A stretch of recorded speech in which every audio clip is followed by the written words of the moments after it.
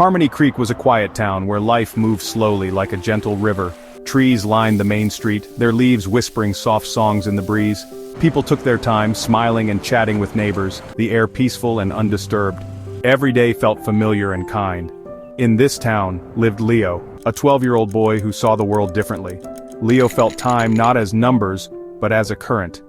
Seconds like grains of sand, hours like tides. This secret made him observant and thoughtful. He noticed sunlight on petals, a spider spinning its web, the moment a leaf let go. These tiny events, missed by others, were clear to him. Sometimes he seemed distant, lost in the language of time. Leo was fascinated by how time worked, its hidden gears and invisible pathways. This curiosity was a deep part of him. He wanted to understand the mystery of moments, how they arrived and slipped away. His days and dreams were shaped by this quiet questioning. Leo's unique sense of time set him apart, guiding him toward an unknown future. He watched the world, always listening for time's subtle whispers. In Harmony Creek, Leo's gentle nature and quiet wonder made him special. He was content but always searching for something more. The town moved on, unaware of the secret world ticking inside Leo's mind. And so his journey began. Leo's sanctuary was the attic above his family's house. Dust motes danced in a single beam of light, the air tinged with old wood and forgotten treasures. Here, Leo built small, intricate inventions, machines that sorted books by color, mimicked birdsong, or followed sunlight across the floor. Each creation reflected his gentle mind and unique way of seeing. The townsfolk called him bright, always tinkering, always curious. They said, "He's ahead of his time," not knowing how true it was. Leo's hands were rarely still, his mind always worrying. He wasn't just building for fun, each wire and gear was a question about the world. Most of all, he longed to understand time itself. The attic was his laboratory, a place where he could chase the mysteries that filled his thoughts. Surrounded by tools and ideas, Leo felt most himself. His inventions were quiet wonders, born from a deep curiosity. The attic was where he searched for answers, especially about time's invisible flow.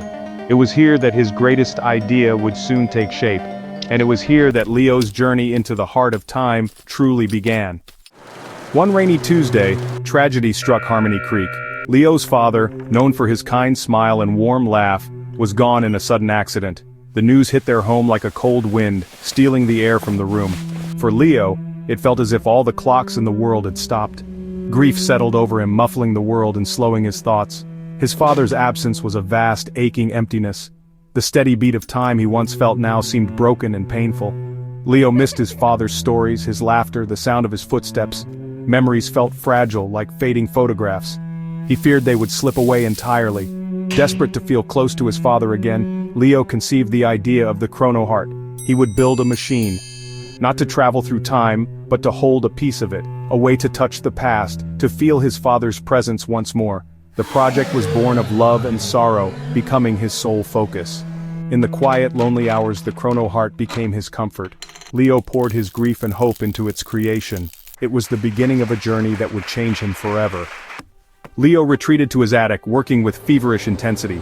Days blurred into nights as he gathered clock parts and strange glowing crystals. The Chrono Heart took shape, a small box of polished wood, brass, and luminous crystals. When he finished, it pulsed with a soft sunrise glow and a peaceful hum. Leo slid his favorite photograph of his father into the machine and turned the dial. The attic filled with gentle light as the Chrono Heart whirred. Suddenly, vivid images filled Leo's mind. Not dreams, but memories sharper than ever before. He was in the backyard, his father laughing, pushing him on the tire swing. Leo could feel the sun, smell the grass, hear his father's voice. It was perfect and overwhelming. His father was with him again. The Chrono Heart brought the past to life, more real than memory. Each use filled the hollow space in Leo's heart, if only for a moment. The machine became his lifeline to yesterday. Leo clung to these moments, desperate to keep his father close. The attic became a world of glowing memories and quiet longing. The Chrono Heart's light was both beautiful and sad. Leo's invention had given him what he wished for, almost. But the line between comfort and escape began to blur. The past was alive, but the present was slipping away, and Leo was caught between them. Leo used the Chrono Heart every day, reliving precious moments with his father. Each memory replayed was vivid. A fishing trip, bedtime stories, the scent of his father's workshop. These echoes soothed his grief. But soon, The present began to fade. School became a blur, friends' voices distant, even his mother's words hard to hear. Real memories grew hazy, replaced by the machine's perfect replays. Leo struggled to picture his father without the chrono heart. He was losing something precious, his own living memories. Withdrawn and pale, Leo spent more time in the attic, lost in yesterday. The machine offered comfort, but at a cost.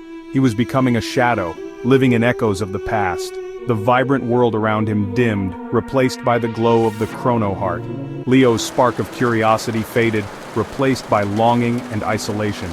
The past was all he had, but it was stealing his present. He was slipping away, one memory at a time. One evening Leo's mother found him in the attic, slumped beside the chrono heart. She saw his pain and sat quietly by his side, her presence a gentle anchor.